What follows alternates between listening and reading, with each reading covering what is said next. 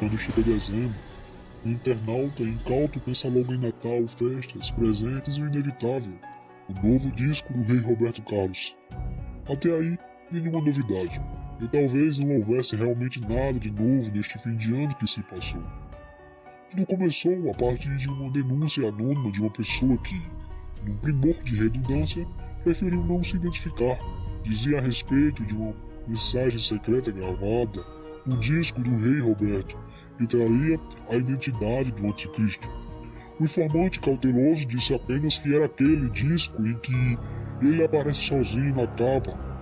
De início, foi difícil achar, mas no segundo contato do informante, ele deu uma informação mais concreta. A música era A Guerra dos Meninos, o disco Roberto Carlos de 1980, aquele que ele aparece sozinho na capa, com fundo azul. Perguntei-me, onde será que esta pessoa conseguiu tamanha revelação? Bom, talvez eu nunca saiba. Aparentemente, pouco antes do segundo coro de lá lá lá lá lá lá da música, estaria gravada ao contrário a seguinte inscrição: Eu sou o demônio. Como toda mensagem gravada de trás para frente é de difícil entendimento, é bom ter paciência, pois dificilmente você irá percebê-la logo de início, mas que a mensagem estará, isso não há dúvida. Vamos ouvir essa música.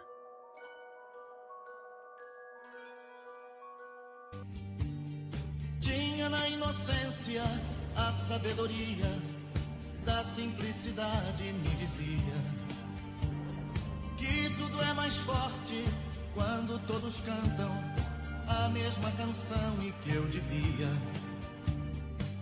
ensinar a todos por ali, e quantos mais houvessem para ouvir, e a fé em cada coração, na força daquela canção, seria ouvida lá no céu por Deus. La la la la la, la la la la la, la la la la la la.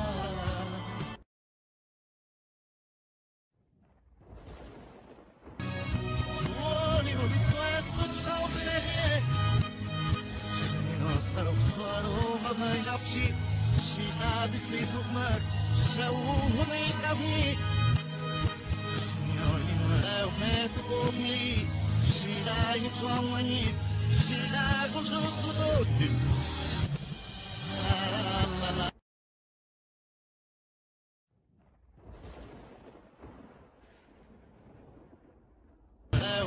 Comi, shira e chuamani, shira com justo dote.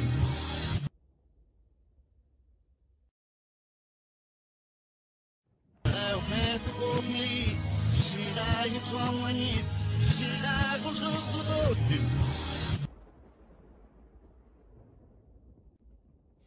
Apesar do descrédito inicial desta investigação, comprovei no que podemos chamar de experiência transcendental a existência de tal gravação, e me deparei com algo muito maior do que imaginei. Na mesma canção invertida, encontrei mensagens horripilantes. Observe bem a mesma música invertida. Vi minha esperança na voz de um menino que sorrindo me acompanhava. Avanha moca e você, no mínimo de honra, essa é a Vi minha esperança na voz de um menino que sorrindo me acompanhava.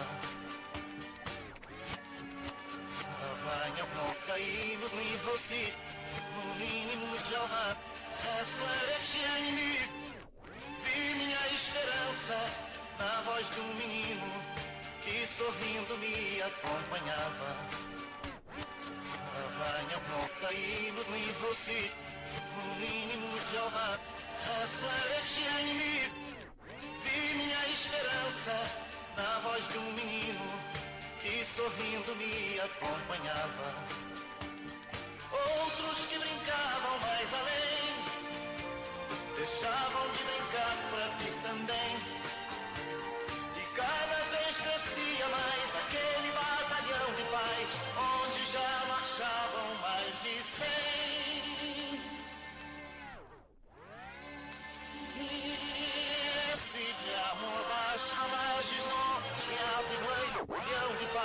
onde já marchavam mais de 100.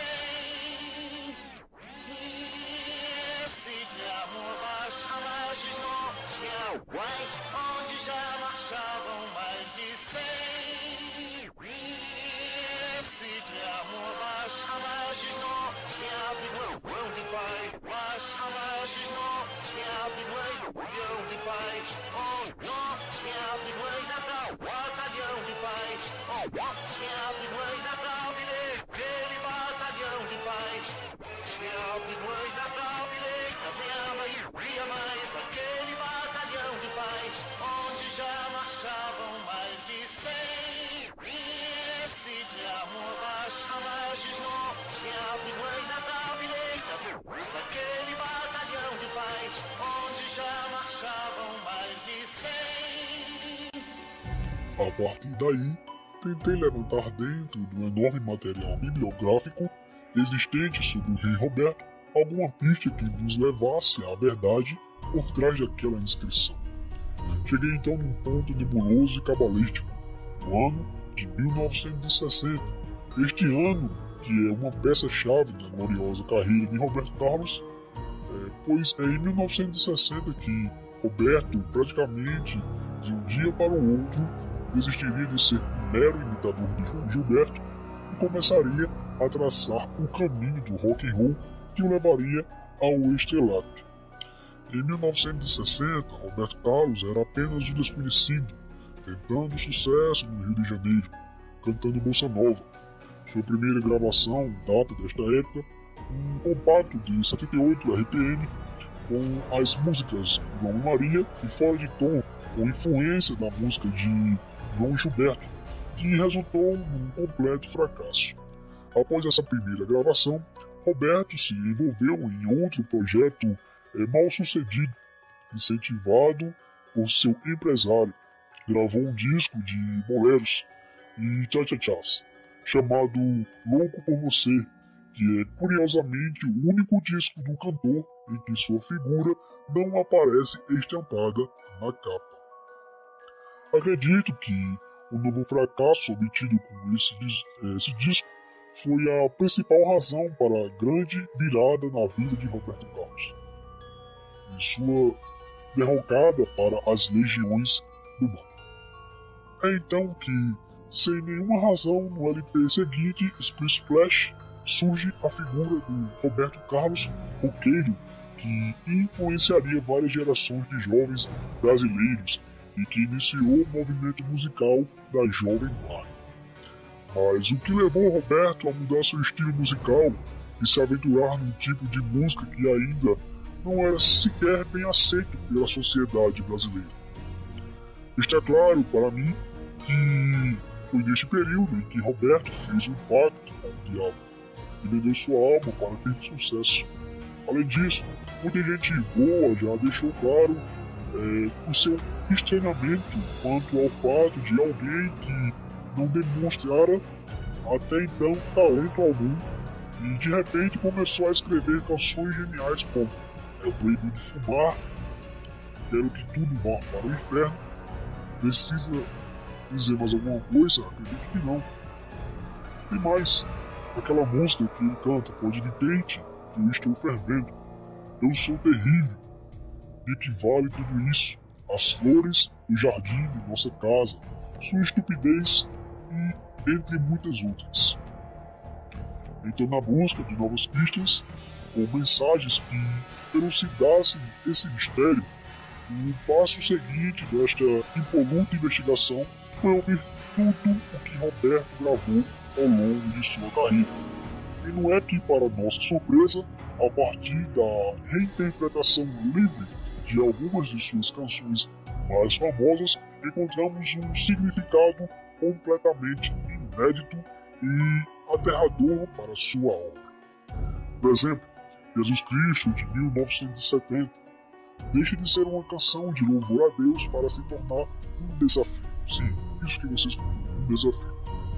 Quando Roberto canta Jesus Cristo, eu estou aqui, é como se ele intimidasse a Jesus Cristo a um combate. Eu estou aqui, vai querer encarar? Sem contar na parte em que ele canta Com essa nuvem branca, essa gente não sabe aonde vai. E o caminho certo, quem vai dizer é você, meu pai. Daí vocês tiram suas próprias conclusões. Olho pro céu e vejo uma nuvem branca que vai passando. Olho na terra e vejo uma multidão que vai caminhando. Como essa nuvem branca, essa gente não sabe aonde vai. Quem poderá dizer o caminho certo é você, meu pai. Jesus Cristo, Jesus Cristo, Jesus Cristo, eu estou aqui. Já alguns apontam que na inacreditável 120, 150, 200 km por hora, também de 1970, seus versos são sintomáticos. Observe esse trecho. Estou fugindo de mim mesmo. Estou fugindo do passado. O meu mundo assombrado de incerteza e tristeza. Alguns acreditam que é uma referência explícita ao obscuro e nunca explicado acidente de trem que Roberto teria sofrido quando jovem na cidade de Niterói, no Rio de Janeiro, no qual teria perdido uma perna. Mais tarde, como parte do pacto de venda de sua alma, Roberto teria ganhado uma perna mecânica confeccionada pelo próprio diabo Belfegor, o inventor do reino das trevas. As flores do jardim de nossa casa, de 1969.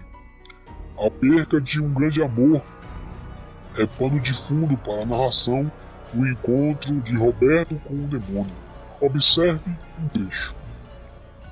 As nuvens brancas se escureceram e o nosso céu azul se transformou. O vento carregou todas as flores e em nós a tempestade desabou. Roberto deixa a ideia de que seu encontro com o demônio foi no jardim de sua casa, pois, como todo mundo sabe, terra onde demônio pisa não nasce grama, muito menos flores. Notem que também é comum na materialização de demônios fenômenos meteorológicos como os citados na letra. Muitas das mensagens não são diretas e precisam ser analisadas dentro do sutil senso de humor satânico, se é que me entendem. É o caso de A Montanha, de 1972, aquela do abrigo é do Obrigado Senhor.